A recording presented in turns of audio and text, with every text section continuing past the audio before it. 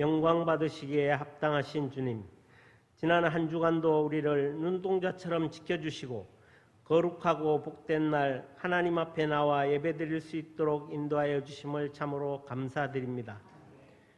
우리 온 마음과 정성으로 드리는 예배를 기쁘게 받아주시고 성령 충만한 은혜의 시간 되게 하여 주시옵소서. 폭우와 무더위로 고단한 일들과 생활의 염려가 많음을 핑계로 말씀 따라 살지 못하고 연약한 모습과 불순종, 세상 일에 지치고 고난 모습 그대로 하나님 앞에 나왔습니다. 우리를 긍휼히 여기시고 용서하여 주시고 새롭게 하여 주옵소서. 하나님, 우리 한 사람 한 사람 심령을 위로하사 만져주시고 새 힘을 주셔서 오늘도 안식을 누리며 날마다 공급하여 주시는 하나님의 능력을 충성된 하나님 나라 일꾼 되게 하여 주시옵소서. 회개할 때 용서하시는 사랑의 주님, 저희가 일주일 동안 주님의 이름을 영화롭게 하지 못한 것을 회개하오니 용서하여 주시옵소서. 교만과 허영과 이기심으로 가득한 저희를 주님 용서하여 주시고 환난 날에도 이웃에게 주님의 사랑을 실천하고 배려할 수 있도록 마음을 열어주시고 저희의 삶 속에 주님의 향기가 배어나올 수 있도록 축복하여 주시옵소서. 저희 삶이 주님께 드려지는 산제사가 되기를 원하오니 저희의 기도를 응답하여 주시옵소서. 주님이 세우신 이 나라와 민족을 위하여 기도드립니다. 폭우로 인하여 여러 지역이 물바다로 변하여 인명피해와 많은 재산피해가 발생하고 있습니다. 주님, 이들을 위로하여 주시고 하루빨리 피해 복구할수록 도와주시옵소서. 또 세계 각지에서 전쟁과 인플레이션으로 인하여 어려움을 겪고 있는 이때 나라와 민족을 위하여 기도하는 자들이 더욱 많아지게 하시고 우리나라와 국민들의 삶에 경제적인 어려움과 정치적인 어려움이 오지 않도록 주께서 지켜 보호하여 주시옵소서. 이 나라를 이끌어 가시는 이재명 대통령과 그를 보좌하는 위정자들을 위하여 기도합니다. 그들에게 하나님을 두려워하는 마음을 주시고 지도자들에게 지혜와 분별력을 주셔서 국민들의 목소리에 귀를 기울이게 하시고 모든 문제를 주님께 맡기고 기도함으로 어려운 난국을 지혜롭게 극복하게 하옵소서. 우리 오류동 제일교회를 이곳에 허락하여 주시고 하나님 뜻을 잘 분별하며 그 뜻을 이루어가는 교회 되게 하여 주심을 감사드립니다. 우리 교회가 하나님을 알지 못하고 죽어가는 영혼을 구원하는 일에 더욱 힘쓰며 어려움 당한 이웃을 내 몸같이 사랑하는 교회가 되기를 원합니다. 말씀에 순종하며 빛과 소금으로 살아갈 수 있도록 믿음을 더하여 주시고 우리의 착한 행실로 인하여 하나님께 영광 돌리는 교회, 이웃을 사랑하고 섬기는 교회, 지역사회에 선한 영향력을 끼치는 교회가 되게 하여 주시옵소서. 교회에 속한 기간마다 성령 충만과 말씀의 은혜가 풍성하도록 역사하여 주시고 계획하고 추진하는 행사와 사역 위에 함께하여 주시기를 간구합니다. 여름 성경학교와 수련회를 준비 중에 있는 교육부서를 위해 기도합니다. 담당 교육자와 교사들을 통하여 우리 다음 세대가 요셉과 같은 믿음의 리더로서 세워지게 하시고 꿈과 비전을 발견하게 하시고 예수 그리스도 안에서 참 생명을 발견하는 귀한 시간 될 수 있도록 축복하여 주시옵소서. 어렸을 때 예수 그리스도를 인격적으로 만나게 하시고 젊음의 때에 하나님께 자기 인생을 드리겠다고 결단하는 귀한 다음 세대가 더욱 많아지게 하여 주시옵소서. 땅끝까지 이르러 내 증인이 되리라 말씀하신 하나님 아버지, 우리 교회가 섬기고 후원하는 지역 교회와 해외 선교 현장을 날마다 돌보아 주시고 함께하여 주셔서 말씀의 능력과 은혜가 풍성한 교회와 선교 현장이 되게 하여 주시옵소서. 특별히 환경과 여건이 우리와 전혀 다른 낯선 땅에서 복음을 전하고 말씀을 가르치는 선교사와 그 가족들의 건강과 안전을 늘 지켜주셔서 불신과 어둠에 맞서서 선교에 승리하는 선교사들이 다 되게 하여 주시옵소서. 이 시간 무거운 짐을 지고 나온 성도들이 있습니다. 육적으로는 질병으로 고통받고 영적으로 넘어지고 구원의 확신을 갖지 못하는 성도들이 있습니다. 예수 이름으로 선포할 때 육체의 질병이 떠나가게 하시고 우리를 위하여 죽으시고 부활하신 예수님을 만나는 은혜의 시간 되게 하옵소서. 우리 성도들의 기도에 주님 귀를 열어 들어주시고 눈을 열어 보시옵소서. 우리 성도들이 가정과 일터에서 하나님 나라를 위하여 열심을 다하는 충성된 일꾼 되게 하여 주시옵소서. 예배를 인도하며 말씀을 전하시는 담임 목사님에게 하나님의 뜻을 잘 분별할 수 있는 지혜를 허락하여 주시고 하나님 말씀을 담대히 선포할 수 있도록 강한 손으로 붙잡아 주시옵소서. 담대히 말씀을 선포할 때 듣는 이마다 그 말씀을 하나님의 말씀으로 받고 아멘으로 화답하고 말씀에 순종하며 살아가는 복된 인생 다 되게 하여 주시옵소서. 예배를 위하여 봉사하고 수고하는 손길들을 기억하여 주시고 찬양대의 찬양이 하늘나라에 상달될 수 있도록 모든 찬양대원들에게 크신 은혜를 내려 주시옵소서. 이 시간 저희가 드리는 예배가 온 마음과 뜻과 힘을 다하여 드리는 예배가 되게 하시고 우리 모두에게 성령으로 기름 부어 주셔서 참된 예배자로 하나님 앞에 서게 하여 주시옵소서. 오직 하나님만 영광 받으시는 예배가 되기를 원하오며 우리를 죄와 사망에서 구원하여 주신 예수 그리스도의 이름으로 기도드립니다. 아멘.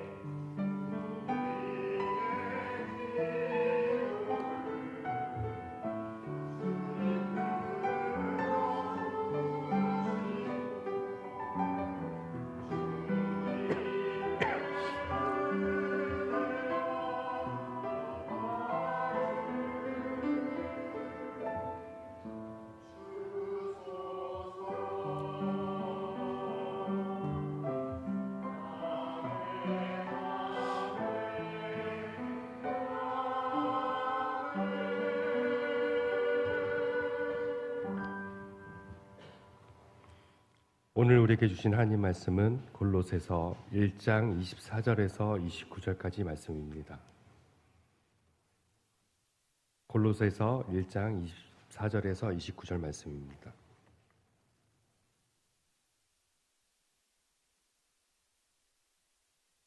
나는 이제 너희를 위하여 받는 괴로움을 기뻐하고 그리스도의 남은 고난을 그의 몸된 교회를 위하여 내 육체에 채우노라.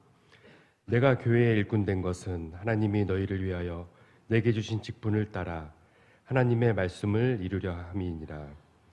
이 비밀은 만세와 만세로부터 감춰졌던 것인데 이제는 그의 성도들에게 나타나고 하나님이 그들로 하여금 이 비밀의 영광이 이방인 가운데 얼마나 풍성한지를 알게 하려 하심이라. 이 비밀은 너희 안에 계신 그리스도니 곧 영광의 소망이니라. 우리가 그를 전파하여 각 사람을 권하고 모든 지혜로 각 사람을 가르침은 각 사람을 그리스도 안에서 완전한 자로 세우려 함이니 이를 위하여 나도 내 속에서 능력으로 역사하시는 이의 역사를 따라 힘을 다하여 수고하노라. 아멘. 하나님 말씀입니다.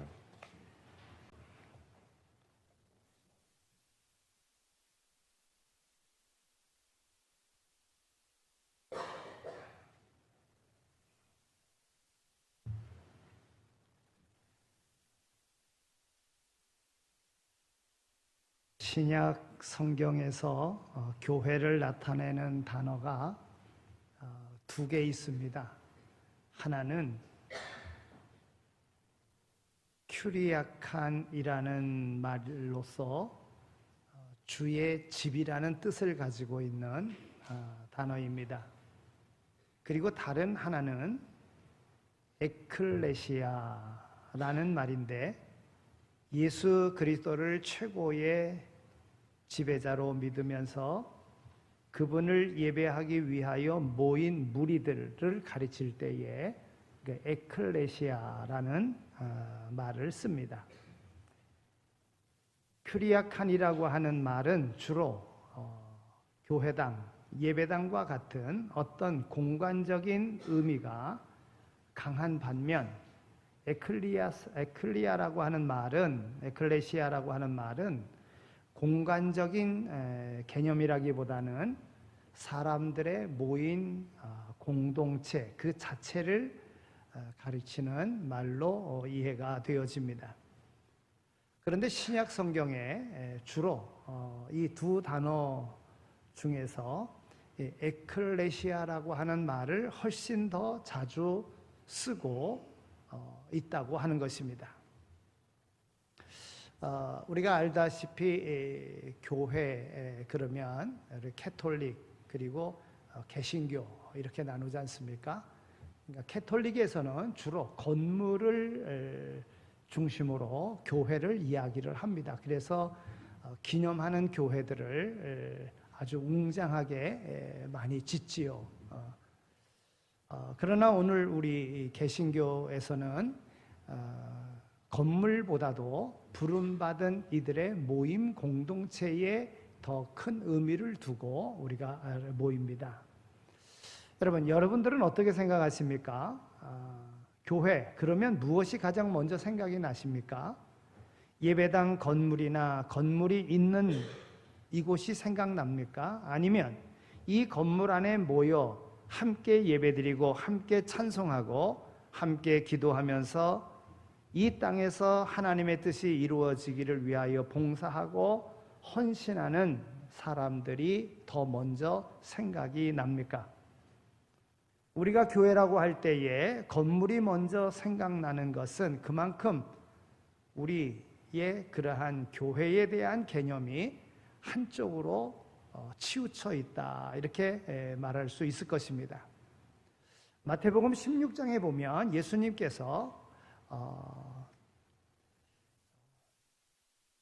주는 그리스도시요 살아계신 하나님의 아들이십니다라고 하는 베드로의 신앙 고백을 들으신 후에 너무 기쁘셔서 너는 베드로라 내가 이 반석 위에 내 교회를 세우리니 음부의 권세가 이기지 못하리라 이렇게 말씀을 하셨습니다. 베드로의 너무 아름다운 이 고백이라는 그 고백 위에 반석 위에 교회를 세우겠다고 말씀하신 것입니다. 이때 사용한 단어가 에클레시아입니다. 신앙 고백이라고 하는 반석 위에 세워진 교회는 교회당이라고 하는 건물이 아니라 하나님을 주인으로 모시고 이 땅에 그리스도의 몸이 되어서 그리스도의 뜻을 이루어가는 택하신 백성들로 구성된 공동체를 말하는 것입니다. 예수님께서는 이 땅에 교회가 세워지기를 계획하시고 계셨습니다. 물론 예수님께서 사역하시고 계실 때에는 교회라고 하는 것이 없었습니다. 교회가 있을 이유가 없었기 때문입니다. 그러나 예수님께서는 베드로의 신앙 고백을 들으신 후에 처음으로 교회를 세울 계획을 갖고 계신다는 사실을 드러내셨고 그 계획은 오순절 성령이 임함으로 구체적으로 이루어졌습니다. 사실 예수님이 사역하고 계실 동안에는 예수님이 교회이시니 예수님이 예배 받으실 만한 분이시니 교회가 필요 없었습니다. 교회는 예수님이 승천하신 후에 예수님의 제자들이 예수님께서 이 땅에 이루고자 하신 그분의 뜻을 이루기 위해서 교회는 필요했던 것입니다. 흔히 교회 그러면 5가지 사명이 있다고 이야기합니다.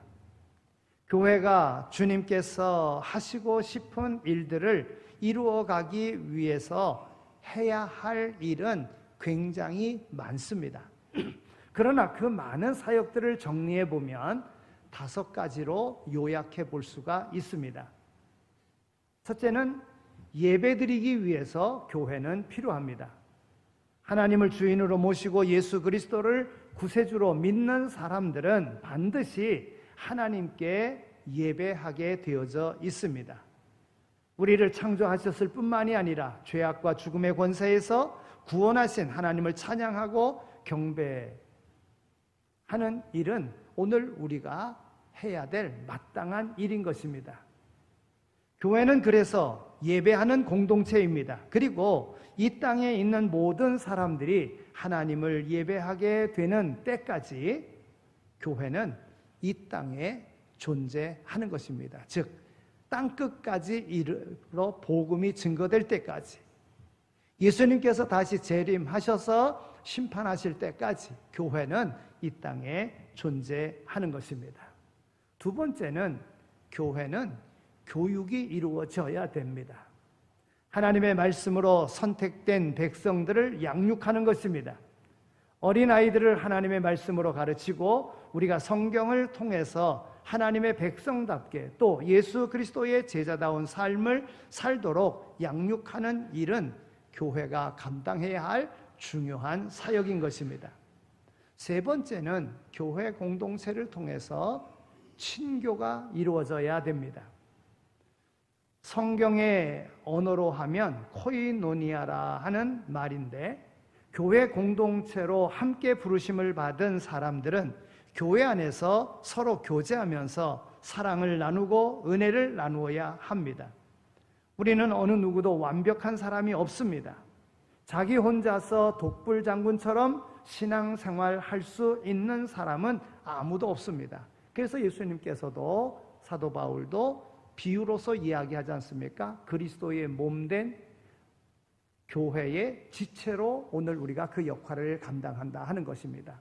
여러분, 지체가 떨어져서 혼자 그 역할을 감당할 수 없습니다. 한 몸 안에 있어야 된다는 것입니다.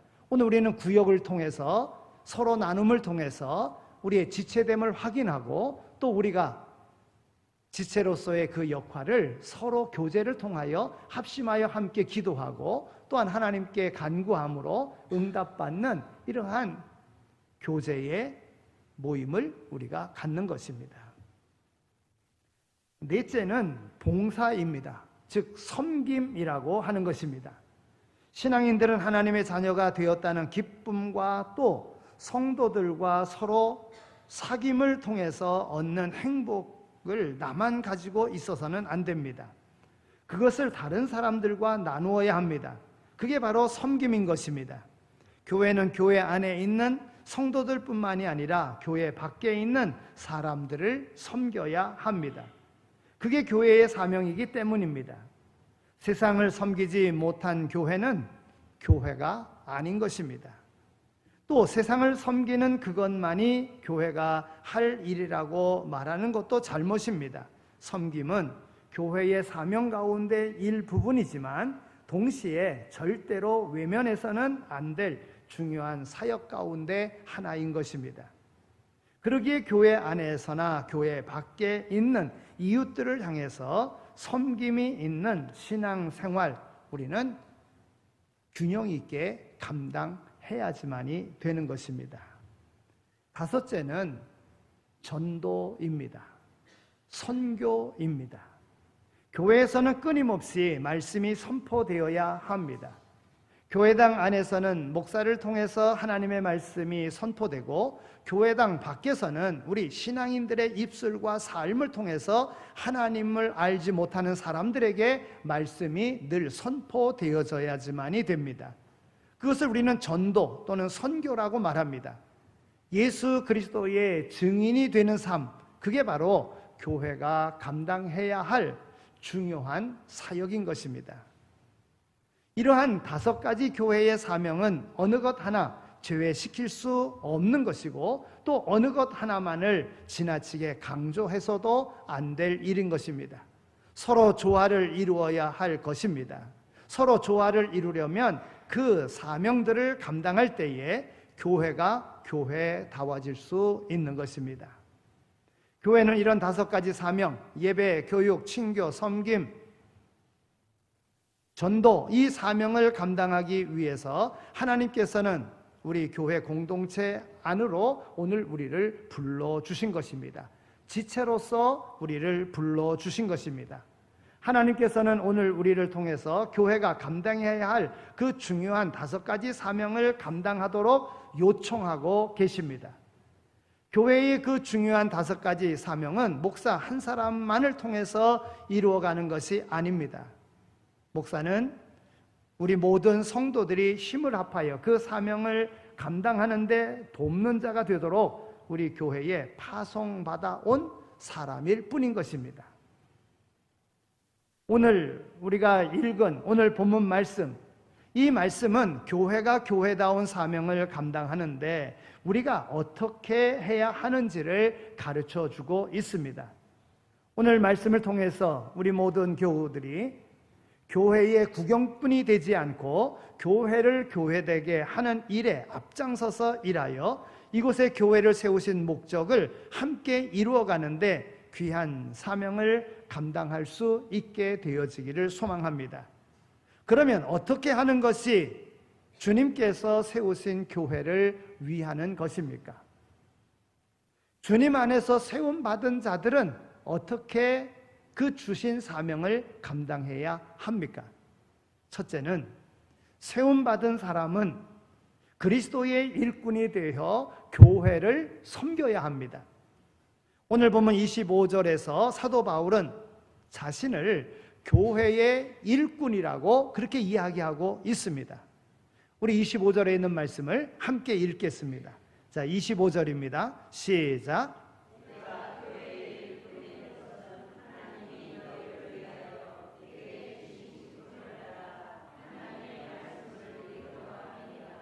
아멘. 본문 앞에 23절에서는 복음의 일꾼이 되었노라고 말씀하고 있습니다. 사도 바울은 그리스도의 복음을 증거하기 위해서 택하심을 입은 사람입니다. 그는 한 교회를 오래 섬길 수 없는 사람이었습니다. 그의 사명은 아직도 복음을 듣지 못한 곳에 복음을 들고 가서 전하는 것이었습니다. 그럼에도 불구하고 사도 바울은 자신을 교회의 일꾼이라고 소개하고 있습니다. 그리고 교회의 일꾼은 교회를 섬기는 데 있어서 어떤 어려움이나 고난이 닥친다 하더라도 자신의 사명을 충성스럽게 감당해야 됨을 오늘 우리에게 교훈하고 있습니다. 어떤 분이 충성스럽고 지혜로운 교회의 일꾼의 자격을 갖춘 자이겠습니까? 어떤 분이 교회의 교인들을 등급을 정했어요. 오늘 우리가 함께 생각해 볼 만한 나는 어느 등급에 해당하는가 한번 생각해 볼 필요가 있겠다 생각이 들어서 말씀을 드립니다. 누가 시키지 않아도 스스로 자신이 할 일을 깨닫고 하는 사람은 특급 1등 일꾼이다. 그래서 특급 1등. 누가 시키지 않아도 자기의 지체로서 내가 할 일이 무엇인가를 알아서 일하는 사람, 특급 일꾼. 오늘 특급 일꾼만 다 보입니다. 네. 눈치를 봐서 자신이 해야 할 일이라고 생각되면 곧 알아차리고 즉시 일하는 사람, 1등 일꾼이랍니다. 남이 이야기해 주면 그때서야 깨닫고 아차 하고 즉시 일하는 사람, 2급 일꾼이라고 이야기합니다. 자신에게 주어진 범위 안에서만 일하는 사람, 3급 일꾼이랍니다. 재차 지시를 받고서야 일하는 사람, 4급 일꾼이랍니다. 두세 번 책망을 받고서야 겨우 움직이는 사람은 별로 쓸모없는 일꾼이랍니다. 누가 뭐라 하든지 자기 고집대로만 일하고 제 멋대로 하는 사람은 위험한 일꾼이랍니다. 일할 능력이 있으면서도 인색함과 게으름과 무관심으로 자기 개발을 하지 못하는 사람은 가장 불쌍한 일꾼이랍니다. 일할 분위기를 만들지 않고 불평불만으로 일을 그르치기만 하는 사람을 가장 불쌍한 일꾼이라 말한다는 것입니다. 그러면 이제 나는 몇 급 일꾼에 해당하는가 생각이 드시지요? 바라기는 모두가 다 특급 일꾼 되시기를 바랍니다. 특급 일꾼이 못 되어도 최소한 남이 이야기해 주면 자신이 할 일을 깨닫고 일하는 그래도 2급 일꾼까지는 되어야 되지 않겠습니까? 사도 바울을 보십시오. 그는 특급 일꾼이었습니다. 24절에 있는 말씀을 보면 그는 이렇게 고백합니다. 내가 이제 너희를 위하여 받는 고난을, 괴로움을 기뻐하고 그리스도의 남은 고난을 그의 몸된 교회를 위하여 내 육체에 채우노라 그랬습니다. 사도 바울은 그리스도의 몸된 교회를 위하여 고난받는 것을 두려워하지 않았습니다. 누가 뭐라고 해도, 누가 시기하고 질투해도, 누가 마음 상하는 이야기를 해도 그것을 다 주님의 몸된 교회를 위해서 자신이 감당해야 될, 마땅히 받아야 할 고난이라고 생각하고 일한 사람입니다. 여러분, 그가 바로 진정한 일꾼인 것입니다. 여기서 우리는 오해하지 말아야 할 것이 있는데, 그리스도의 남은 고난을 내 몸에 몸소 짊어짐이라 그랬어요. 여기 그리스도의 남은 고난, 여러분, 이 말은 주님께서 로마 군병들에게 채찍을 맞으시고 십자가를 지시고 골고다에서 죽으신 그 사건이 하나님께서 요구하시는 고난의 수준에 미치지 못해서 그 나머지를 우리가 감당해야 한다는 것으로 오해해서는 안 된다는 것입니다. 우리 주님이 받으신 그 고난은 그 자체로 이미 다 끝났습니다. 완전하게 모든 고난을, 죄값을 대신 치르시는 그 고난을 주님께서 다 담당하신 것입니다. 주님의 남은 고난이라고 하는 이 말은 하나님께서 지불하셔야 할 모든 것은 주님께서 다 담당하셨는데, 그분의 고난, 그것만으로 우리는 충분한데, 여기 그리스도의 남은 고난을 그의 몸된 교회를 위하여 자기 육체에 채운다고 하는 이 말은 주님의 고난이 불완전하다는 그런 말이 아니라, 주님을 믿는 사람으로서 우리가 믿을 때에 당하는 고난, 주님을 따르다가 받는 고난은 필연적인데 그것을 내가 기쁨으로 교회를 위하여 감당한다 하는 것입니다. 자신은 복음을 증거하면서 많은 교회를 세웠고 자신을 통해서 많은 사람들이 복음을 받아들였습니다. 어떻게 보면 교회를 위해서 일한 자신은 모든 교회들로부터 영광을 받을 수도 있고 칭찬을 받을 수도 있습니다. 그러나 바울은 자신이 그렇게 고생하며 복음을 전하고 교회를 세웠다 하더라도 그것으로 자신이 영광을 받는다고 칭찬을 받는 그 일로 인하여 기뻐한 것이 아니라 도리어 복음을 전하고 그리고 그리스도를 위하여 수고하는 가운데 도리어 교회로부터, 많은 사람들로부터 비난을 받고 고난을 받았다는 거예요. 자신은 오직 주님을 위하여 고난을 받는 것, 그 자체만으로도 기쁘고 감사할 뿐이라고 하는 거예요. 여러분, 오늘날 우리가 교회에서 일한다고 할 때에 많은 교회의 일꾼들이 교회를 위하여, 주님을 위하여 일할 때에 그 일하는 중에 많은 어려움을 받습니다. 누가 비난하기도 합니다. 누가 시기하기도 합니다. 누가 탓하기도 합니다. 어려운 고난을 받아요.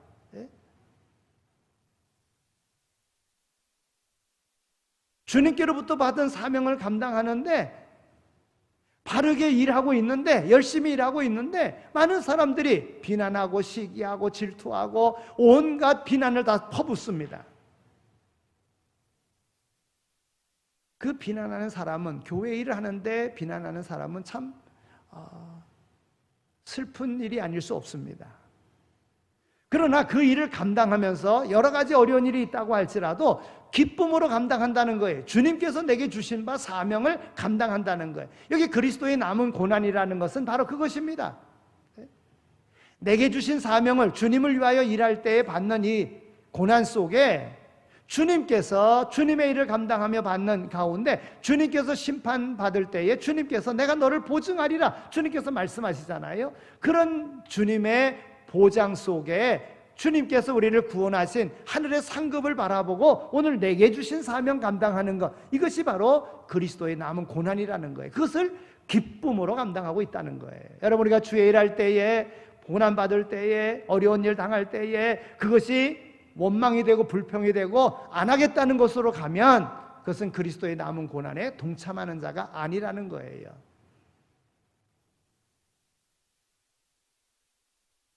여러분, 사도 바울이 왜 다른 성도들과 주님의 몸된 교회를 위해서 일꾼되어 섬기다가 당하는 고난을 왜 두려워하지 않고 기뻐했겠습니까? 그는 자신이 영광을 받거나 칭찬받아야 한다는 생각을 버렸기 때문에 그런 겁니다. 그런데 오늘 믿는 많은 사람들이 어떻습니까? 조그만 일 해놓고서는 생색냅니다. 자기 자랑합니다. 자기 영광 받습니다. 여러분, 이것은 주님께 돌아갈, 주님께서 오늘 우리에게 주신 사명 감당하면서 자기가 영광 받으면 주님께 돌아갈 영광을 자기가 가로채는 거예요. 우리가 교회를 섬길 때 내가 칭찬받거나 인정받으려고 한다고, 인정받으려고 하는 이런 생각을 버리시기 바랍니다. 내가 칭찬을 받고 사람들로부터 참 훌륭한 일꾼이라고 인정을 받으려고 하면 우리의 섬김은 굉장히 힘이 듭니다. 기쁨도 없습니다. 그런 마음으로 일하면 일평생 섬겨도 정말 진정한 기쁨을 누리지 못합니다. 오히려 주님의 몸된 교회를 위해서 일하다가 어려움을 당한다 하더라도 일꾼으로 일하기 때문에 당하는 고난이라면 마땅히 받아야지라고 바울처럼 생각한다면 그의 삶 속에는 기쁨이 항상 넘쳐나게 될 줄로 믿습니다. 여러분, 일하지 않는 사람 아무에게도 싫은 소리 듣지 않습니다. 열심히 일하려고 하기 때문에 그 일하는 것으로 부딪히고 일하는 것 때문에 싫은 소리 듣고 그러는 겁니다. 여러분, 어떤 일을 하든지 내가 영광 받으려고, 내가 인정받으려고 일하지 마시고 주님께서 주신 사명 감당한다 생각하고 주님의 영광을 위해서 일하시기 바랍니다. 거기에 하나님이 주시는 놀라운 은혜가 있다고 하는 거예요. 기쁨의 삶을 살아갈 수 있다는 겁니다. 바울 사도는 내가 이제 너희를 위하여 받는 괴로움을 기뻐하고 그리스도의 남은 고난을 그의 몸된 교회를 위하여 내 육체에 채우노라 그랬어요. 우리가 이렇게만 고백할 수 있다면 우리는 특급 일꾼이 될 수 있습니다. 기쁘게 주님의 몸된 교회를 섬길 수 있습니다. 오늘 우리 교회가 그런 교회 되어지기를 소망합니다. 두 번째로는 그리스도를 전파하는 것입니다. 즉 복음을 전파하는 것입니다. 오늘 28절에서 사도 바울은 이렇게 고백합니다. 28절 함께 읽겠습니다. 시작.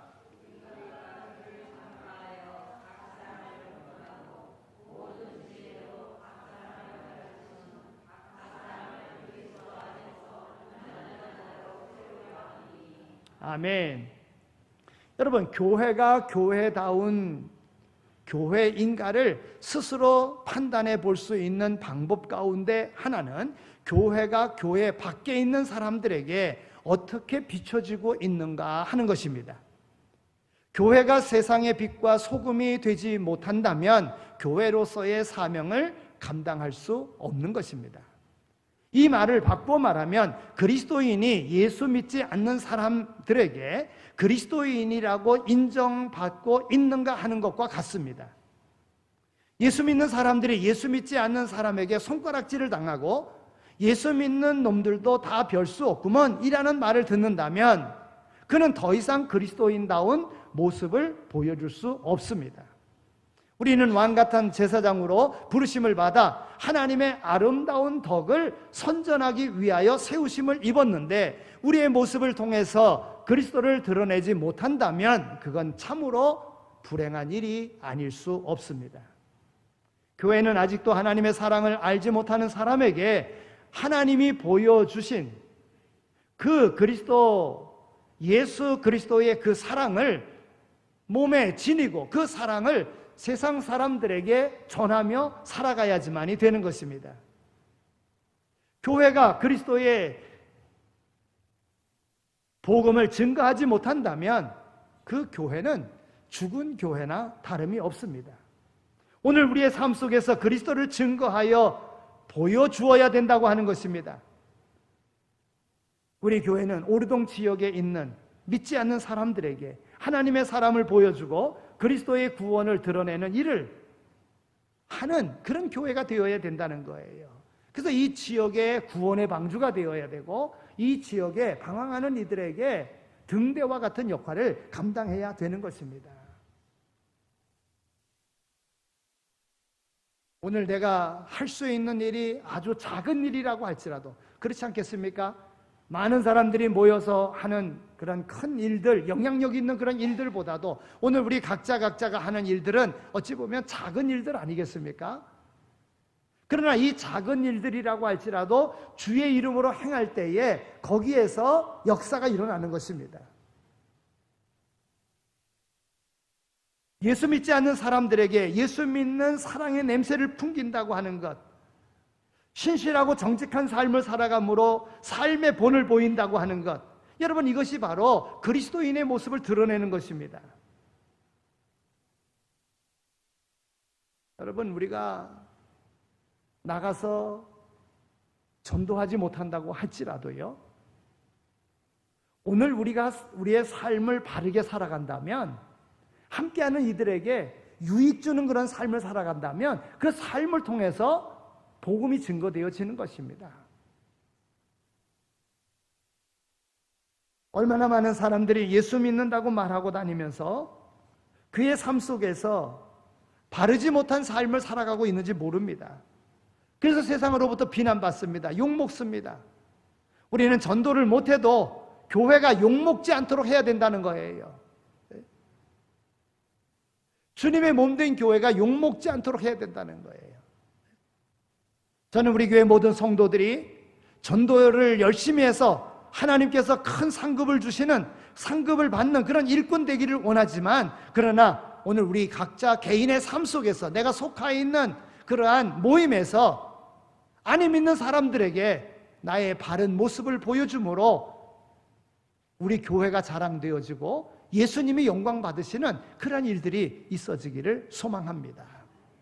세 번째는 내 능력을 가지고서는 우리가 내 능력만으로는 우리가 영향력 있는 그런 삶을 살아갈 수 없다는 것입니다.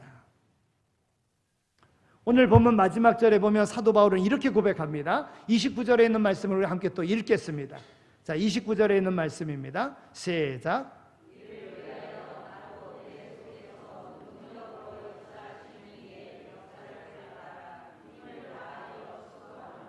아멘. 하나님의 일꾼은 절대로 자신의 힘으로, 자신의 지혜만을 의지하고 일하지 않습니다. 하나님의 일꾼은 하나님의 능력과 하나님의 지혜로 일하는 것입니다. 하나님께서는 우리를 하나님의 일꾼, 교회의 일꾼 되게 하시려고 우리 안에 성령을 주셨습니다. 우리 안에 있는 성령을 의지하지 않고는 아무도 하나님께서 기뻐하시는 일을 할 수 없고 그리스도의 몸된 교회에 유익을 주는 일꾼이 될 수도 없습니다. 왜냐하면 성령은 하나님의 뜻을 가장 정확하게 아시는 분이기 때문에 그렇습니다. 고린도전서 2장 10절 11절에 있는 말씀을 보면 오직 하나님의 성령으로 이것을 우리에게 보이셨으니 성령은 모든 것 곧 하나님의 기쁘신 거라도 통달하시느니라. 사람의 사정을 사람의 속에 있는 영 외에 누가 알리요? 이와 같이 하나님의 사정도 하나님의 영 외에는 아무도 알지 못하느니라 그랬어요.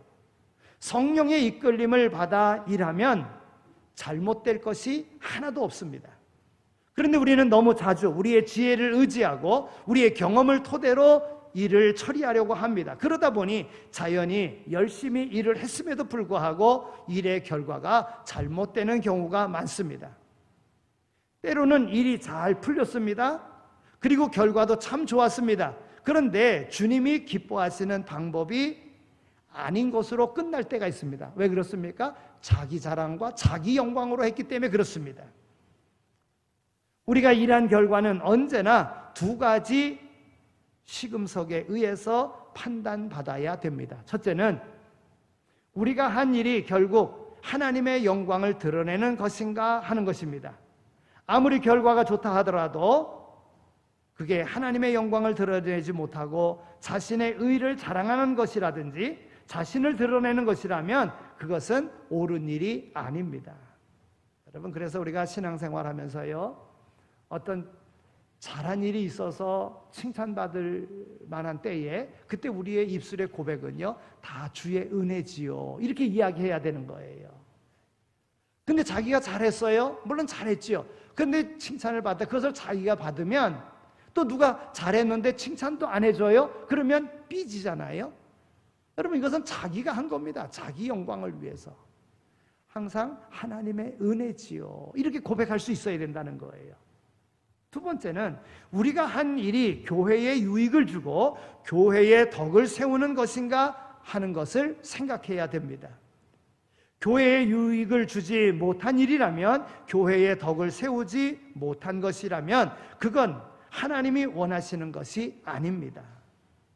그런데 우리는 너무 자주 하나님을 위한다고 하면서 교회의 덕을 세우지 못하는 결과를 낳는 경우가 있다는 것입니다. 여러분, 마귀는요, 어떤 일을 이루었을 때, 성취했을 때에 그때 마귀는 오는 거예요.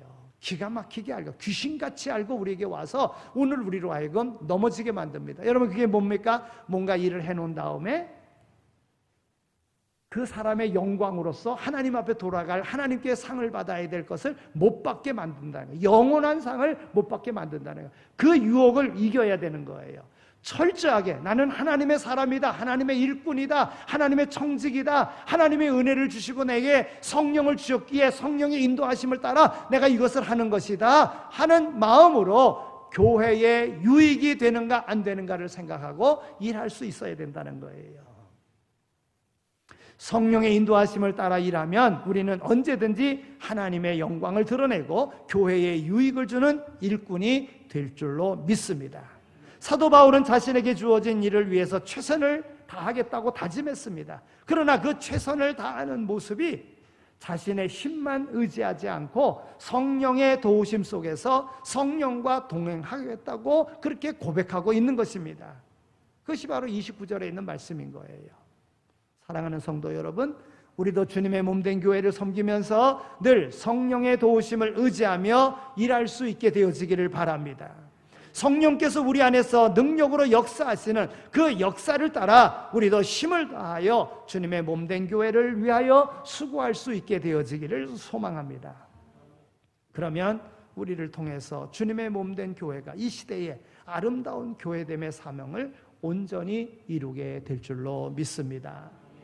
이제 한 가지 우리 교회의 모습을 한번 반추하면서 말씀을 맺고자 합니다.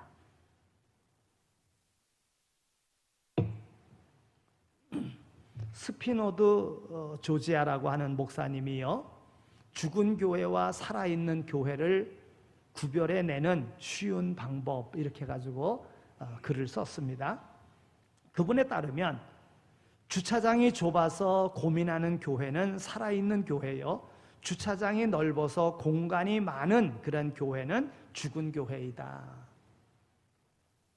계속적으로 변화하는 교회는 살아있는 교회요, 변화가 없는 교회는 죽은 교회다. 항상 시끌시끌한 교회는 살아있는 교회요, 조용하고 공동묘지 같은 교회는 죽은 교회이다. 일꾼이 부족해서 쩔쩔매는 교회는 살아있는 교회요, 일꾼이 남아도는 교회는 죽은 교회이다. 예산을 초과해서 빚을 지는 교회는 살아있는 교회요, 할 일이 없어서 은행에 교회 이름으로 저금이 착착 올라가는 교회는 죽은 교회이다.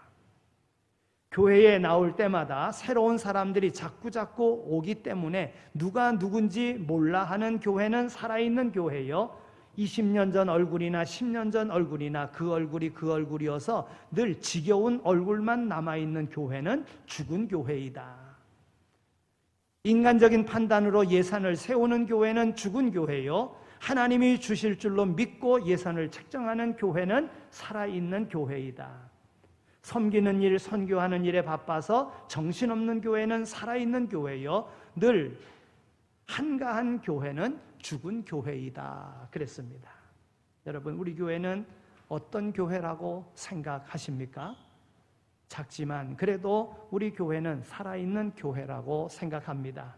우리 교회가 이 마지막 시대에 우리 오리동 지역에 그리스도의 향기를 드러내므로 우리 교회를 세우신 주님의 마음을 기쁘시게 해드리는 그러한 교회, 교회됨의 사명을 온전히 감당하는 교회로 만들어가는 그러한 일꾼들 다 되시기를 소망합니다.